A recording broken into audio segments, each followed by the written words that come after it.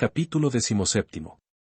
Donde se prosiguen los innumerables trabajos que el bravo Don Quijote y su buen escudero Sancho Panza pasaron en la venta que, por su mal, pensó que era castillo. Había ya vuelto en este tiempo de su parasismo Don Quijote, y, con el mismo tono de voz con que el día antes había llamado a su escudero, cuando estaba tendido en el val de las estacas, le comenzó a llamar, diciendo: «Sancho amigo, ¿duermes? ¿Duermes, amigo Sancho?» «¿Qué tengo de dormir, pese a mí?», respondió Sancho, lleno de pesadumbre y de despecho, «que no parece sino que todos los diablos han andado conmigo esta noche». «Puedeslo creer ansí, sin duda», respondió Don Quijote, «porque, o yo sé poco, o este castillo es encantado. Porque has de saber. Mas, esto que ahora quiero decirte hasme de jurar que lo tendrás secreto hasta después de mi muerte». «Sí juro», respondió Sancho. «Dígolo», replicó Don Quijote, «porque soy enemigo de que se quite la honra a nadie». «Digo que sí juro», tornó a decir Sancho, «que lo callaré hasta después de los días de vuestra merced, y plega a Dios que lo pueda descubrir mañana». «Tan malas obras te hago, Sancho», respondió Don Quijote, «¿que me querrías ver muerto con tanta brevedad?» «No es por eso», respondió Sancho, «sino porque soy enemigo de guardar mucho las cosas, y no querría que se me pudriesen de guardadas». «Sea por lo que fuere», dijo Don Quijote, «que más fío de tu amor y de tu cortesía, y así, has de saber que esta noche me ha sucedido una de las más extrañas aventuras que yo sabré encarecer, y, por contártela en breve, sabrás que poco a que a mí vino la hija del señor de este castillo, que es la más apuesta y fermosa doncella que en gran parte de la tierra se puede hallar. ¿Qué te podría decir del adorno de su persona? ¿Qué de su gallardo entendimiento? ¿Qué de otras cosas ocultas, que, por guardar la fe que debo a mi señora Dulcinea del Toboso, dejaré pasar intactas y en silencio? Solo te quiero decir que, envidioso el cielo de tanto bien como la ventura me había puesto en las manos, o quizá, y esto es lo más cierto, que, como tengo dicho, es encantado este castillo. Al tiempo que yo estaba con ella en dulcísimos y amorosísimos coloquios, sin que yo la viese ni supiese por dónde venía, vino una mano pegada a algún brazo de algún descomunal gigante y asentóme una puñada en las quijadas, tal, que las tengo todas bañadas en sangre, y después me molió de tal suerte que estoy peor que ayer cuando los gallegos, que, por demasías de Rocinante, nos hicieron el agravio que sabes. Por donde conjeturo que el tesoro de la fermosura de esta doncella le debe de guardar algún encantado moro, y no debe de ser para mí». «Ni para mí tampoco», respondió Sancho, «porque más de 400 moros me han aporreado a mí, de manera que el molimiento de las estacas fue tortas y pan pintado. Pero dígame, señor, ¿cómo llama a esta buena y rara aventura, habiendo quedado de ella cual quedamos? Aun vuestra merced menos mal, pues tuvo en sus manos aquella incomparable fermosura que ha dicho, pero yo, ¿qué tuve sino los mayores porrazos que pienso recibir en toda mi vida? Desdichado de mí y de la madre que me parió, que ni soy caballero andante, ni lo pienso ser jamás, y de todas las malandanzas me cabe la mayor parte». «Luego, ¿también estás tú aporreado?», respondió Don Quijote. «¿No le he dicho que sí, pese a mi linaje?», dijo Sancho. «No tengas pena, amigo», dijo Don Quijote, «que yo haré agora el bálsamo precioso con que sanaremos en un abrir y cerrar de ojos». Acabó en esto de encender el candil el cuadrillero, y entró a ver el que pensaba que era muerto, y, así como le vio entrar Sancho, viéndole venir en camisa y con su paño de cabeza y candil en la mano, y con una muy mala cara, preguntó a su amo: «Señor, si será este, a dicha, el moro encantado, que nos vuelve a castigar, si se dejó algo en el tintero?» «No puede ser el moro», respondió Don Quijote, «porque los encantados no se dejan ver de nadie». «Si no se dejan ver, déjanse sentir», dijo Sancho, «si no, díganlo mis espaldas».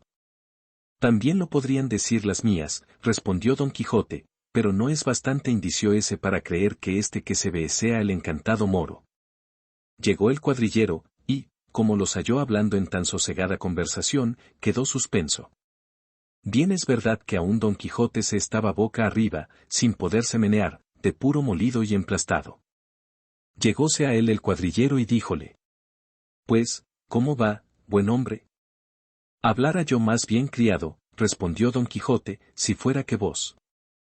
¿Úsase en esta tierra hablar de esa suerte a los caballeros andantes, majadero?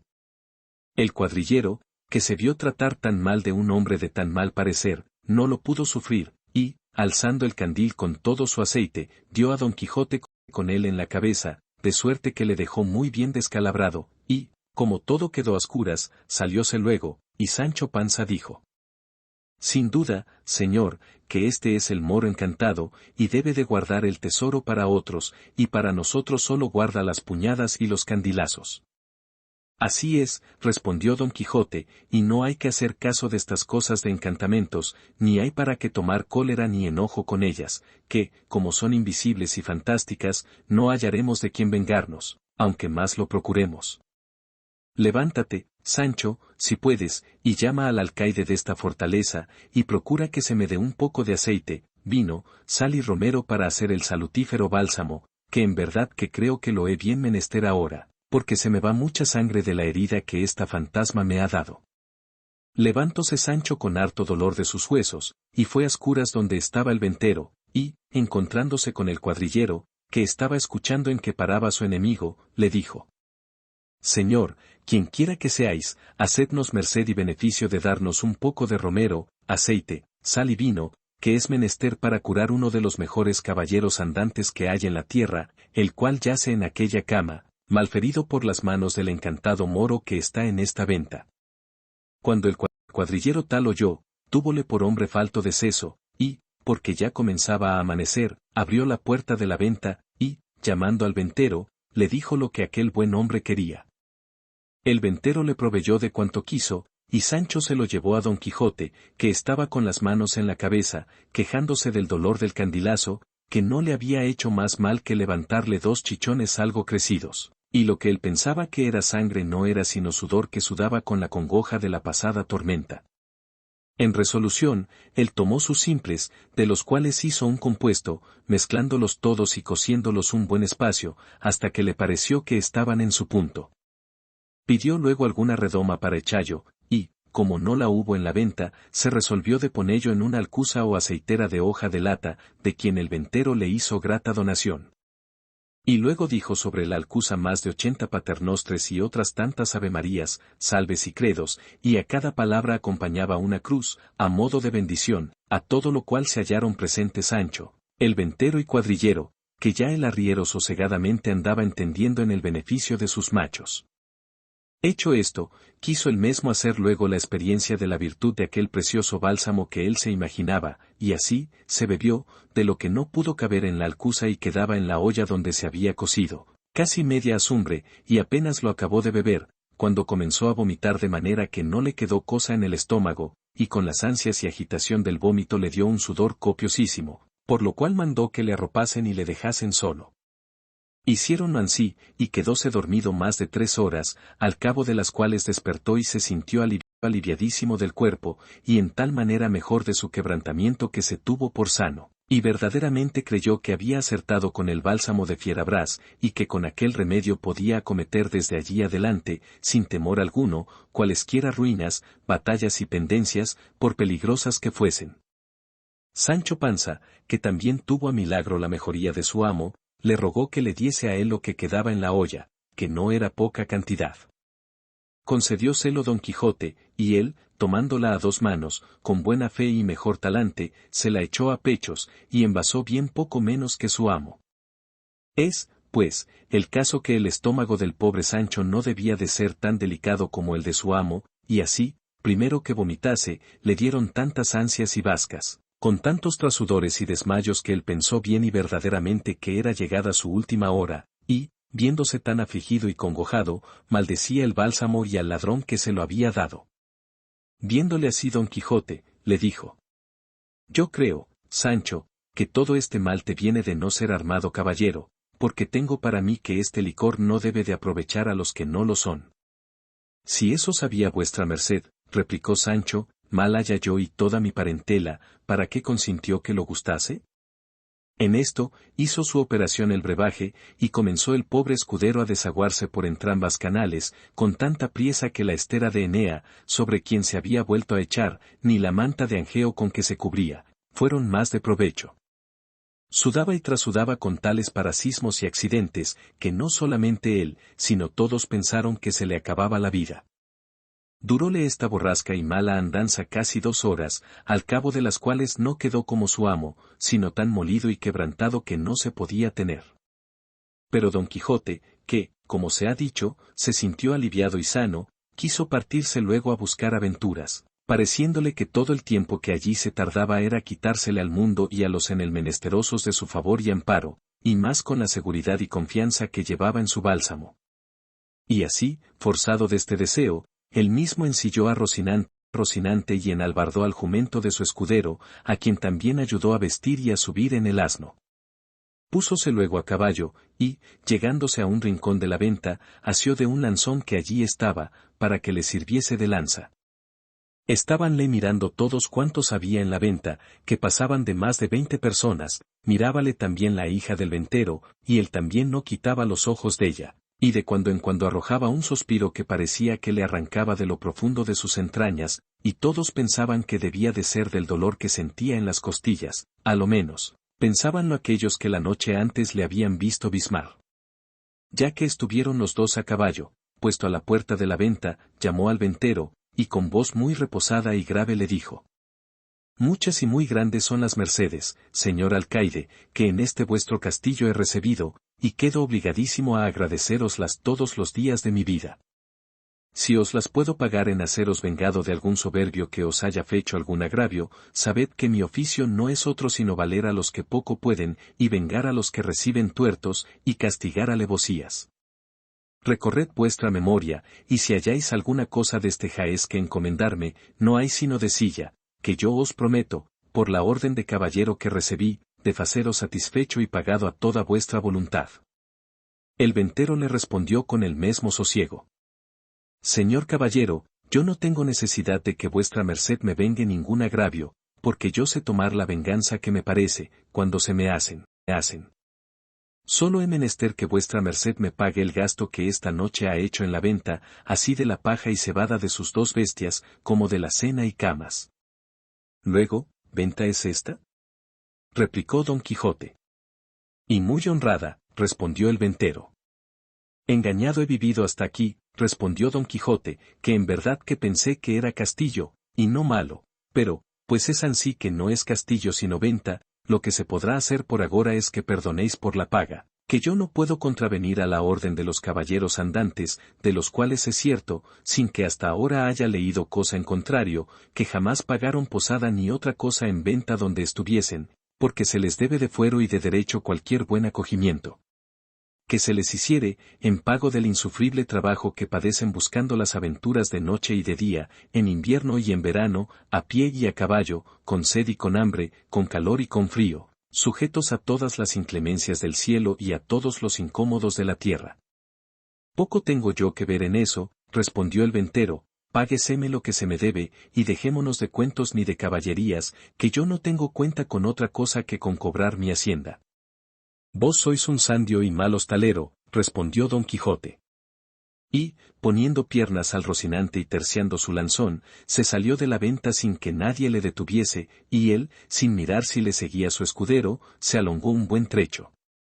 El ventero, que le vio ir y que no le pagaba, acudió a cobrar de Sancho Panza, el cual dijo que, pues su señor no había querido pagar, que tampoco él pagaría, porque, siendo el escudero de caballero andante, como era, la misma regla y razón corría por él como por su amo en no pagar cosa alguna en los mesones y ventas. Amoinóse mucho de esto el ventero, y amenazóle que si no le pagaba, que lo cobraría de modo que le pesase. A lo cual Sancho respondió que, por la ley de caballería que su amo había recibido, no pagaría un solo cornado, aunque le costase la vida, porque no había de perder por él la buena y antigua usanza de los caballeros andantes, ni se habían de quejar de los escuderos de los tales que estaban por venir al mundo, reprochándole el quebrantamiento de tan justo fuero. Quiso la mala suerte del desdichado Sancho que, entre la gente que estaba en la venta, se hallasen 4 perailes de Segovia, 3 agujeros del Potro de Córdoba y 2 vecinos de la Aérea de Sevilla, gente alegre, bien intencionada, maleante y juguetona, los cuales, casi como instigados y movidos de un mismo espíritu, se llegaron a Sancho, y, apeándole del asno, uno de ellos entró por la manta de la cama del huésped, y, echándole en ella, alzaron los ojos y vieron que el techo era algo más bajo de lo que habían menester para su obra, y determinaron salirse al corral, que tenía por límite el cielo. Y allí, puesto Sancho en mitad de la manta, comenzaron a levantarle en alto y a holgarse con él como con perro por carnestolendas. Las voces que el mísero manteado daba fueron tantas, que llegaron a los oídos de su amo, el cual, determinándose a escuchar atentamente, creyó que alguna nueva aventura le venía, hasta que claramente conoció que el que gritaba era su escudero, y, volviendo las riendas, con un penado galope llegó a la venta, y, hallándola cerrada, la rodeó por ver si hallaba por donde entrar, pero no hubo llegado a las paredes del corral, que no eran muy altas, cuando vio el mal juego que se le hacía a su escudero. Vióle bajar y subir por el aire, con tanta gracia y presteza que, si la cólera le dejara, tengo para mí que se riera. Probó a subir desde el caballo a las bardas, pero estaba tan molido y quebrantado que aún apearse no pudo, y así, desde encima del caballo, comenzó a decir tantos denuestos y baldones a los que a Sancho manteaban, que no es posible acertar a escribillos, mas no por esto cesaban ellos de su risa y de su obra, ni el volador Sancho dejaba sus quejas, mezcladas ya con amenazas, ya con ruegos, mas todo aprovechaba poco, ni aprovechó, hasta que de puro cansados le dejaron. Trujéronle allí su asno, y, subiéndole encima, le arroparon con su gabán. Y la compasiva de Maritornes, viéndole tan fatigado, le pareció ser bien socorrelle con un jarro de agua, y así, se le trujo del pozo, por ser más frío.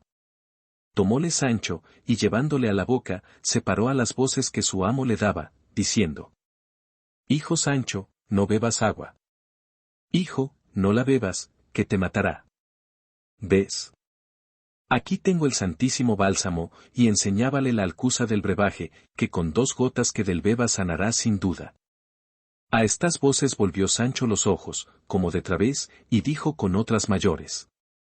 Por dicha hásele olvidado a vuestra merced como yo no soy caballero, o quiere que acabe de vomitar las entrañas que me quedaron de anoche. Guárdese su licor con todos los diablos y déjeme a mí.